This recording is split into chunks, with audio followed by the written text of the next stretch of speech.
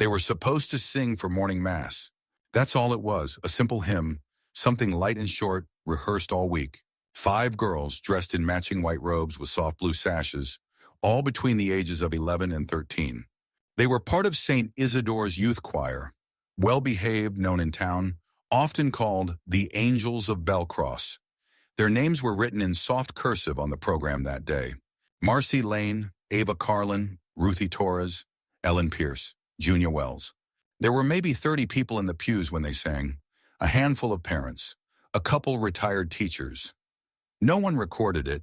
Phones didn't work like that in 1987, but people remembered the way their voices blended, light, almost eerie, echoing through the stained glass hush. They finished their hymn, smiled at Father Bell, and walked quietly out the side door to wait for communion. They never came back. The first to notice was the choir instructor, who assumed they had gotten turned around or gone to the restroom. When they didn't return after 5 minutes, she checked the hallway. Nothing. The sacristy, empty. The courtyard, silent. By the time the final hymn was sung, the priest had already signaled for the church doors to be checked. And when the parents stood, confused, searching, someone found a single white shoe beneath the second pew. Left behind, tucked just out of sight, like someone had slipped it off in a hurry. That was at 10:14 a.m. By noon, the police were notified. By sundown, the church was surrounded with tape. And by the end of the week, St. Isidore's name had traveled across every major newspaper on the East Coast. 5 girls had vanished from a church during daylight. No sound, no struggle, no trace. There was no sign of forced entry. The side hallway door had been unlocked, but it always was. None of the girls' belongings were taken. Their school bags were still stacked in the choir prep room. One of them had even left a half-eaten apple wrapped in a napkin beside her folder. Search parties scoured the grounds, the cemetery, the garden, the locked music room behind the chapel. Nothing. Cadaver dogs picked up faint scent trails near the fountain, but lost them within minutes. The local paper called it the St. Isidore disappearance. Some claimed it was a cult abduction, others whispered about the priest. But there were no suspects, no motives, no answers. The case stayed open for 3 years. Then it was moved to inactive status. The church eventually removed the pew where the shoe had been found. They replaced it with a flower stand. Visitors would look at it and think it was decorative. Only the older sisters knew why it was really there. For years, nothing changed. Until 13 years later, when a new nun arrived at St. Isidore's. Her name was Sister Anna, just 23. Freshly clothed in plain linen robes and a soft gray veil. She had been transferred from a convent in Riverwatch, where she'd studied scripture and taught Latin to orphans. Her eyes were sharp. Her voice was gentle. She didn't talk much, but she listened to everything. She didn't know about the 5 missing girls. Not at first. It wasn't something they discussed with newcomers. Not in confession, not in training, not even in whispers after evening prayers.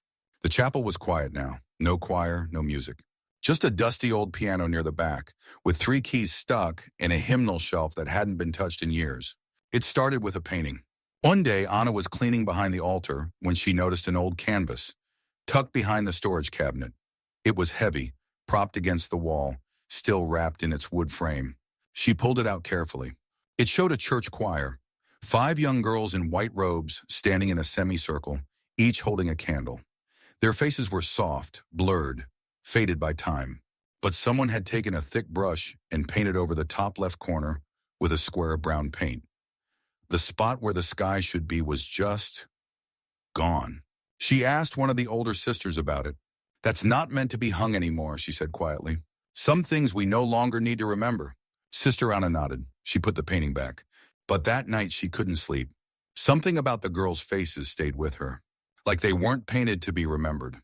They were painted to be found. The convent dormitories were cold in the morning. The windows rattled with the wind, even when shut.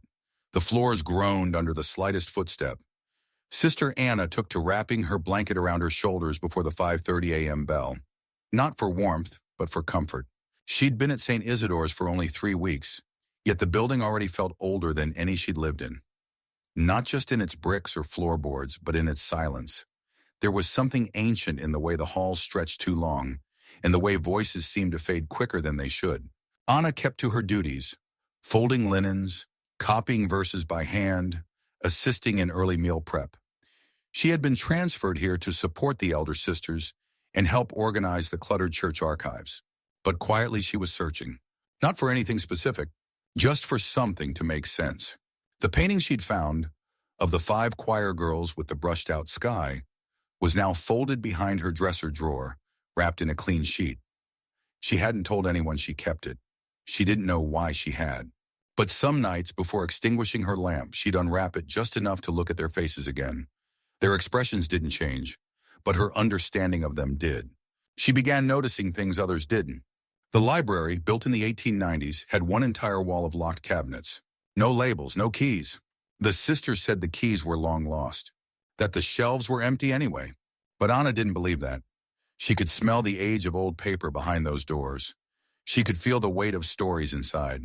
There were records, she was sure of it, about the missing girls, about what had really happened. But anytime she mentioned their names, even gently, the sisters deflected. It was a sorrowful time, one said. God holds their names now. That was the end of it. On Sunday morning, Anna was asked to assist Father Renner during the sacraments. He was older now, partially hunched, eyes milky with the edge of cataracts. But his mind remained sharp. He still led the prayers, still delivered sermons with precise enunciation. He greeted her with a nod and pointed toward his traveling case, an old canvas satchel with rusted clasps and a rosary charm stitched to the strap. Bring that along, he said. There's a spare chalice inside. She lifted it, heavier than expected, and carried it to the front pew while he prepared his robes. Later, as she placed it down, something shifted inside the bag. A solid weight, not a chalice. That evening, she returned the satchel to its usual place beside his bench. But the sound it had made, the soft thud, the way the bag resisted her hand, stayed with her. She waited until everyone was asleep. Then she quietly returned to the chapel. No lights, just candle glow from the Virgin Mary alcove. She untied the satchel and unbuckled the clasp. The leather creaked. She reached inside, past the outer cloth, and felt paper, a folder. Something tucked beneath layers of worn linen. She pulled it out slowly. It was a thin, sealed envelope, yellowed at the edges. She unfolded the flap, careful not to tear, and inside was a single black and white photo. 5 girls standing in a dim room. Not the chapel, not a school hall. Somewhere unfamiliar. Their choir robes looked the same, but older, frayed at the hems. Their faces were clearer than she expected, eyes open, hands folded. But their expressions were empty, not afraid, not smiling, just vacant. Anna turned the photo over. There was something written in neat, small handwriting. They sang it perfectly this time. April 12th, 1989. She froze. The girls had disappeared in 1987. This photo was taken 2 years after they vanished. She folded the photo back into the envelope. Her hands trembled as she returned the satchel to its place. She didn't sleep that night. She just sat in her cot, blanket pulled over her legs, staring at the candle stub flickering beside her. The room felt colder. And in her ears, and whether imagined or not, she thought she heard faint humming in the distance. 5 voices. Soft. Almost in harmony. The photo didn't leave her thoughts. Not during morning prayers. Not while washing altar linens. Not even as Father Renner delivered the Sunday homily on divine silence. Sister Anna folded her hands and bowed her head like the others. But in her mind the image flickered again and again. The 5 girls, their feet bare on a stone floor, standing under a crooked light fixture. The backdrop wasn't the chapel. It wasn't anywhere she recognized. And the handwriting on the back, they sang it perfectly this time. April 12th, 1989. What did that mean? She thought of reporting it, of bringing it to the Mother Superior or to the diocese. But then what? It had been 13 years. The case was cold, the memory nearly buried. And there was something else she couldn't explain. The way the envelope had been hidden, deep inside the priest's private satchel, as if it was never meant to be found. The following week, Anna offered to assist in the vestry again. She waited until the moment Father Renner excused himself for a nap. He'd been growing more forgetful lately, dozing during scripture prep. She moved quickly. The satchel was exactly where it had been before, tucked beside the oak bench behind the pulpit. This time she brought gloves, not for fingerprints, but for reverence. She opened the clasp. No sound. Inside were the usual items: travel-size prayer book, extra handkerchief, a spare crucifix wrapped in cloth. Then beneath the lower lining, stitched slightly loose along the seam, She found something else. Another envelope, smaller, thicker. She eased it out gently. This one was labeled. A single word written across the flap in faint pencil. Junia. She paused. Junia Wells. The youngest of the 5 missing girls, 11 years old. Anna had only seen her name once, engraved on a silver plaque tucked behind a broken pew in the east wing. The plaque had no date, just her name, nothing else. She unfolded the envelope. Inside, a sheet of music torn from a hymnal. At first it looked ordinary, a passage in A minor, notes hand-marked in red pen. But the notations were strange, wrong almost, like they were written by someone who didn't understand music. Then Anna noticed what was scribbled in the margins. We were told to keep singing, even when the lights went out. If we stopped, we were sent back to the small room. The big room was quieter. He liked that. The writing was uneven, slightly tilted, childlike. And in the lower right corner, one line in bold pressure, we didn't do anything wrong. Anna held the page between her fingers as if it might dissolve. She folded it again, twice, then slipped it into her pocket. She didn't put the envelope back. That evening, she returned to her dormitory late. The halls were unusually quiet, more than normal, as if even the walls had grown cautious. She sat on her cot, unfolded the music sheet again, and stared at the lines. There was something terribly intimate about it. Not just that it was written by a child, but that it had been kept carefully by someone who should have never had it. That meant the priest hadn't found it accidentally. He hadn't archived it. He'd carried it with him. At 2:17 a.m., Anna was still awake. The candle had burned halfway down, casting long shadows across her walls. She listened. For the first time in her 3 weeks at St. Isidore's, she heard something outside the dormitory. Faint. Measured. Footsteps, not hurried, not aimless. Someone walking the halls. It turned, then another, then silence, then went a humming. 5 notes, soft, dissonant, out of tune. Anna stood slowly and pressed her back against the wall. The candle flickered, and the humming stopped. She didn't sleep the rest of the night. At dawn, when the other sisters stirred and the morning bell echoed down the corridor, Anna looked at the music sheet again. The ink had faded slightly overnight, but the final line still held. We didn't do anything wrong. The next morning, Sister Anna requested to work in the church's archival basement. It wasn't unusual. The archives were rarely touched and long overdue for organization. Dust settled thick along the stone floor, and the cabinets lining the walls hadn't been opened in years. Most of the sisters avoided the space. The room was cold and the lights flickered. A few of the older nuns claimed it was drafty, but Anna knew better. There was something about the air, the way it hung still, like it didn't belong to the rest of the building. She brought gloves, a cloth, and the names of the 5 missing girls written discreetly on a folded paper in her pocket. She wasn't looking for closure. She was looking for something real. The cabinets were labeled by year.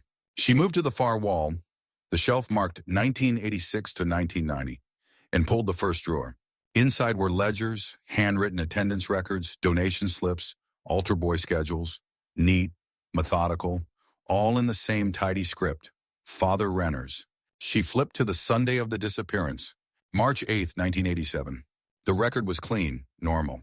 Mass conducted. Choir performed as scheduled. Communion at 10:40 a.m. Sermon Matthew 5:14. Donations 26 envelopes. Total 94.55. Nothing unusual. No annotation. No mention of 5 missing children. But what caught Anna's eye was the line underneath. A faint erasure, barely visible. But there. A smudged indentation where something had once been written, then scrubbed out. She held the page under the yellow desk lamp and tilted the paper. One word began to rise faintly beneath the light. Obedience. She opened another drawer. This one contained cassette tapes. Old, dusty, unlabeled, except for pencil scribbles. She picked one. Choir practice, E minor, march rehearsal. E minor, same as the sheet from the envelope. She hesitated, then placed the tape into the old player beside the desk.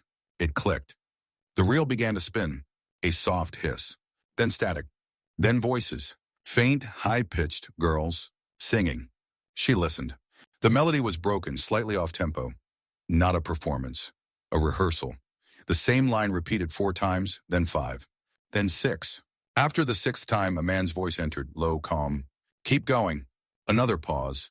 Then the girls began again, but slower this time, as if unsure. Keep going, the voice said again. Don't stop until I say. Anna stopped the tape, ejected it. Her hands were shaking. The girls didn't sound frightened. They sounded tired. The repetition wasn't musical. It was mechanical, like something was being drilled over and over. She looked at the other tapes. Some were broken, some missing labels. She slid one from the back. It was labeled in fading pen, S. Wells solo trial. Her breath caught. Swells. Junia's name. She didn't play that one. Not yet. Instead, she began scanning the shelves for other signs. Files, handwritten notes, anything personal. But everything in the archive was sanitized, curated. There were no references to the girls.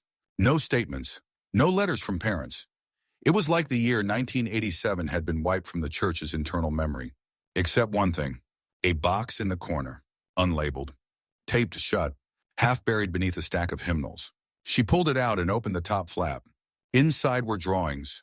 Children's drawings. Crayon on parchment. Some torn. Most unsigned. One showed 5 figures standing in a line beneath a large dark shape. Another showed a small room with no windows and music notes drawn along the ceiling. A third showed what looked like a man's hand reaching from behind a curtain. And at the bottom of the stack, one final drawing, folded neatly. She unfolded it. It was a choir robe, colored white, and across the front, in red crayon, one word. Enough. She put everything back, neatly, quietly. But as she turned to leave the archive room, she noticed something. The door, the one she had come through, was open. She was sure she had closed it. She always did. She stepped out into the hall. Empty. She listened. Nothing. No wind, no footsteps, no voices. And yet, as she climbed the stairs, she felt something deep in her chest. A hum. Not a sound, a feeling. Like the memory of a sound. Low and rhythmic. Like someone humming to themselves behind a locked door. Sister Anna waited until the other nuns had gone to their evening rooms. The chapel was silent. Empty pews under a flickering red candle. The kind kept burning for eternal presence. She stepped softly past the altar, past the sacristy, and into the small records office that connected to the vestry. The door had no lock. Most things in St. Isidore's didn't. She closed it behind her and turned on the brass desk lamp. It buzzed slightly. The light was low and yellowed, casting long shadows over the stacks of ledgers that lined the narrow cabinet shelves. She wasn't looking for 1987 anymore. She had already read those pages. The erasure, the silence. Now she wanted to see what happened after. She opened the donation records. These were the logs the priest kept by hand. Small tithes given weekly by parishioners, each envelope numbered, each gift documented. She moved to the year 1989, 2 years after the girls had vanished. Page by page, she read through the names. Then halfway through April, something stopped her. 5 envelopes, all listed with initials, not names. ML, 4 Noor. AC, 250. RT were 3 Yoshi. Ipermon, 75. JW, 2 She stared at the letters. Marcy Lane, Ava Carlin, Ruthie Torres, Ellen Pierce, Junia Wells. The 5 missing girls. She flipped back a week, then another, then another. The same 5 initials appeared again. Different amounts. All in the same handwriting, always the same 5. These were children's donation envelopes, but they were recorded 2 years after the girls were gone. And all signed, according to the priest, in perfect uniform script. Anna placed her fingers gently on the paper. She followed the line over to the notes column. Most entries had nothing, but on 3 of the weeks he'd written something. A word, a phrase. Vocal progress, steady. Obedient tone, improving. Harmony alignment, successful. Her stomach turned. These weren't tithes. They were records, progress reports. She turned to the very last entry. 1 week before the envelopes stopped appearing. All 5 girls' initials again. 0 and $0 donated. And one final note. All 5 passed. Choir is complete. Anna sat back in the wooden chair. Her hands were ice cold. There was no official record of these envelopes. No one had seen them. No one had mentioned them in interviews. It was like the church had continued practicing, but without the world watching. She closed the book. Something inside her wanted to scream. Not out loud, but from some deep place that had been quietly unraveling since she opened that prayer bag. That night, Anna had a dream. She was standing in the center of the chapel. The pews were full, not with people, but with robes folded neatly in rows as if waiting for bodies to return. She looked up toward the choir loft. 5 girls stood in the shadows, unmoving. She couldn't see their faces, only their outlines, and their mouths slightly open. No sound came. Just breath. Then one of them turned slowly toward her and said, "We didn't leave. Anna woke gasping, her hands curled into fists against her chest. The air was cold, the candle had gone out. In the morning, she went to morning mass. Sat quietly in the third pew, hands folded, eyes forward. She said nothing. Father Renner walked past her, nodding once. His prayer satchel hung from his shoulder. She noticed a new envelope in his hand. He slipped it into the donation slot near the altar, the one only he used. No one else paid attention, but Anna did. When he left the chapel, she stood, crossed the aisle, and opened the slot. Inside was a single envelope. Plain, no name, only 3 words written in the same thin, practiced script. Obedience is peace. The next few days passed in a kind of suspended quiet. Sister Anna continued her daily duties. She swept the chapel floors, washed communion cloths, arranged hymnals that no one read anymore, but her mind stayed somewhere else. She stopped asking questions aloud. She stopped looking for conversations. Whatever this was, she now understood it didn't want noise. It wanted silence, like the church, like the priest, like the ledger entries that had replaced 5 missing children with notes on obedience and harmony alignment. That Thursday, Anna found herself drawn back to the East Wing, where the disused hymnals were kept. She told herself she was cleaning, but her hands moved without purpose, flipping pages one after the other like she was looking for something. The second shelf was warped. A hymnal wedged at an angle refused to slide free. She pulled carefully, dust blooming into the air. The cover cracked when it opened. Inside, between pages 142 and 143, was a folded piece of paper. She unfolded it slowly. It wasn't typed. It wasn't old. The ink was sharp, fresh. The paper, slightly damp from the spine of the book, trembled in her hand. It was music, handwritten sheet music, a single-page hymn in E minor with 5 vocal lines marked in parallel. The melody was simple, slow, unadorned, but the lyrics were what stopped her breath. The door was locked, but the sound passed through. We sang in circles, until the circles sang us. No name, no rest. Just note, note, note. The bottom of the page was signed, not with a name, just 5 initials. MLACRTEPJW. The 5 girls. Anna sat down on the stone bench near the window and read it again. The melody wasn't hard. She knew the tune instinctively, like it had always been in the chapel air. And without meaning to, she hummed it. Low, quiet, just the first line. As soon as the sound left her lips, something cold passed through the room. Not wind, not temperature, something aware. She stopped, folded the paper, slipped it into her sleeve. That evening after prayers, she returned to the archives. She unlocked the drawer where the tapes had been stored. She hadn't touched the one marked S. Wells solo trial. Until now, she placed it in the tape player, pressed play. There was static. Then a long stretch of silence. Then A girl's voice, soft, straining. She was singing, the same hymn, the one Anna had found hours earlier. But this version was different, slower, measured. The pauses between each word stretched unnaturally long, like she was waiting, or stalling, or following someone's exact instructions. Then mid-note, the voice stopped. Silence again. And then, a man's voice, calm, almost gentle. Back to the beginning, Junia. No mistake this time. The girl didn't respond. The tape clicked, rewound, and started again. Anna stopped it. She took the cassette out and placed it in her habit pocket. Her hands were trembling again. She kept thinking of the girls, not as ghosts, not as memories, but as voices forced into shape, into obedience. She wasn't afraid, not in the way she expected. She was angry, in the quiet way people get when no one ever listens. That night, she opened the sealed envelope she had kept hidden since the first week, the black and white photo of the girls in the unfamiliar room. She turned it over. The ink was beginning to fade, but the date was still there. April 12, 1989, 2 years after they vanished. And now she had a recording, a hymn, and a trail of written names suggesting they hadn't died. Not immediately. They had stayed. Somehow, somewhere, and someone kept them singing. Anna lit a candle and placed it on her bedside table. She unfolded the music sheet and set it beside the flame. One corner began to curl. Then the staff lines darkened. The initials faded into smoke. She whispered aloud, "You don't have to sing anymore." Then she pressed the burning corner gently into her dish of water. The song went silent, and for the first time in days, the air in her room didn't feel like it was listening.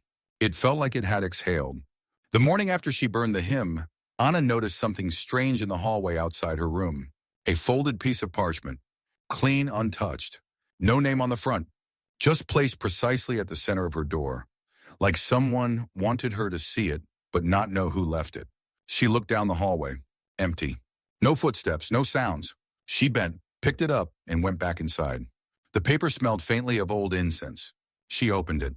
Inside was a single page, handwritten in blue ink. Not a child's handwriting. Neat. Rushed. Anxious. As if written with shaking hands. No greeting, no signature. You're not wrong to ask, but you are too late for answers. What happened here was never recorded, only remembered. There was a room. It wasn't on the church blueprint. It had no door from the inside, only the outside. No windows. The floor was cold. They weren't locked in all the time, only after mistakes. The songs were for repentance, or for order, as he called it. I heard them. I should have spoken, but silence was safer back then. We were told it was a correction, and the world was never going to care about 5 poor girls singing too loud. The priest still has the key. He keeps it behind the altar, tucked into the base of the reliquary. But the room is gone now, covered. I still hear them sometimes. Not in dreams, in walls. When it rains, when the bells stop ringing. I wanted to leave this before you found it another way. Anna read it twice, then a third time. The handwriting was familiar. She didn't want to believe it, but she was certain. It was Sister Miriam, one of the oldest in the convent. Quiet, nearly deaf in one ear. The one who always kept her eyes lowered during evening prayer. Anna folded the letter back up and placed it inside her copy of the Book of Hours. She didn't cry. There was no use crying for something that had already buried its own grave. That afternoon, while the sisters tended to the garden, Anna entered the sanctuary alone. The reliquary stood near the altar, a glass case that held bones said to belong to some forgotten saint, sealed beneath a brass base. She crouched quietly, reached underneath. Nothing. Then she pressed her hand along the wood, feeling for seams. There, a hollowed groove, and inside, a key. Rusty, bent at the neck, tied with a thin blue ribbon. She pocketed it. The sound of choir practice echoed faintly in her ears. Not real sound, but memory, or something deeper. She stood and left through the side corridor.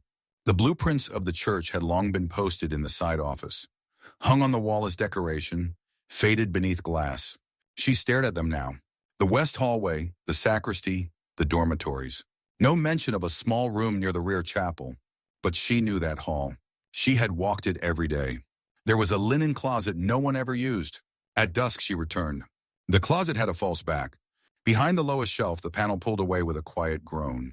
Behind it, a narrow, darkened corridor. Short, windowless, cold. She stepped inside. The smell was metallic, damp, like wet cloth long forgotten. At the end was a wooden door, no knob, just a keyhole. She held her breath, slid the key in, turned. The door opened with a long, dry creak. Inside was nothing. An empty room, no furniture, no light. But on the wall, faint, scratched into the plaster, were 5 initials. Emilia Waramembo, AC Yearns, Traverse, RRT, E Purim, JW. Below them, the word, enough. She didn't step inside. She just stood there, and she whispered, I found it. The room didn't echo, but something shifted. The silence lifted, just slightly, as if something once held had been let go. That night, she returned the key, folded the letter, and began to write her own. Sister Anna left the convent in silence. No goodbye ceremony, no formal transfer. She packed her few belongings into a cloth bag and folded her habit neatly into a wooden drawer. She left behind the key. She left behind the music. She left behind the letter, placed carefully on the desk of the Mother Superior. It said only this: there is a room, I've seen it, and it should never have been built. No signature, no accusation, just a truth too heavy to speak aloud. The diocese said nothing publicly. There was no press release, no mention of the 5 initials carved into that plaster wall, no admission that records were altered, that envelopes were forged, that cassette tapes carried the sound of obedience mistaken for worship. St. Isidore's held its usual Sunday Mass. The pews were half full. The air still smelled of candle smoke and dried lilies. And the choir loft remained empty, just as it had for 13 years. The music stopped after the girls disappeared. No one ever filled their place. Not officially. 3 months later, a quiet notice was posted on the bulletin board inside the sacristy. By order of the Diocese Preservation Committee, the East Chapel and West Corridor will undergo renovation. Access to the West Utility Hallway is prohibited until further notice. Renovation, a word that meant removal. Erasure. Sister Miriam died 2 weeks after the notice. No cause was listed. No family attended the burial. But in her personal Bible, tucked inside Psalm 46, the gravedigger found a photograph. 5 girls, standing in white robes, candlelight glinting in their eyes. Behind them, the very door Anna had opened. On the back, written in faded pen, I still remember their voices. I still pray for their silence. Sister Anna didn't return to any convent. She moved to a small coastal town where she volunteered at a children's shelter. She never mentioned her past. She wore plain clothes, kept her hair short, and never entered another church. But every year on March 8th, she lit 5 small candles in a straight line, and she hummed a melody no one else recognized. Soft, slower each year, until even she forgot the words. They never reopened the choir room. Not officially, but sometimes in the early morning hours, groundskeepers swear they hear something from the old chapel when the lights are out and the wind is low. A few quiet notes, half a verse, 5 distinct voices, singing in perfect unison, as if remembering the only thing they were allowed to keep. The plaque outside the church now bears 6 names: Marcy Lane, Ava Carlin, Ruthie Torres, Rena Washuranan, Eshurin Tuman, Ilan Pierce, Wanalintona Shurna Simon, Junia Wells, Sister Anna 1979-2025. No titles, no cause of death, no story, just names. Because stories were never safe in that place. Only names, only whispers, and the memory of 5 girls who were told to sing until the silence finally listened.